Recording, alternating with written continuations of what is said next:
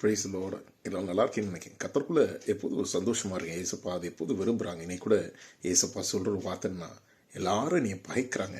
எல்லாரும் பகைக்கும் போது நாம் என்ன செய்ய வேண்டும் என்றால் ஜெபிக்க வேண்டும். ஆமென். வசனம் சொல்லுகிறது, இயேசு கிறிஸ்துவை கூட பகைத்தார்களாம். ஆமென். உலகம் உங்களை பகைப்பதற்கு முன்பாக என்னை முதலாவது அது பகைத்தது என்று சொல்லி வசனம் சொல்லுகிறது. இந்த உலகத்தில் இயேசு சொந்தமான இடத்திற்கு வந்தபோதும் அவர்களை ஏற்றுக்கொள்ளவில்லையாம். ஆமென்.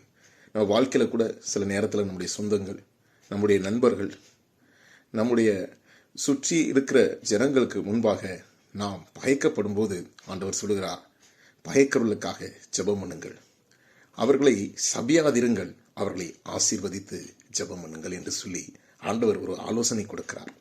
இன்றைக்கு ஆண்டவர் சொல்லுகிறார், கர்த்தர் உங்களை நேசிக்கிறார். ஆமென். ஏசப்பா நம்மை நேசித்தால் போதும், ஜனங்கள் நம் பக்கமாக திரும்புவார்கள். ஆமென். அதனால் சோர்ந்து போகாதீங்க.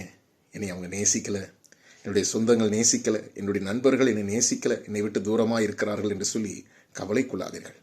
ஏசப்பா சொல்கிறாங்க, எல்லாரும் பகைக்கும் போது நீ அவர்களுக்காக ஜெபம் பண்ணு, நீ அவர்களை நேசி.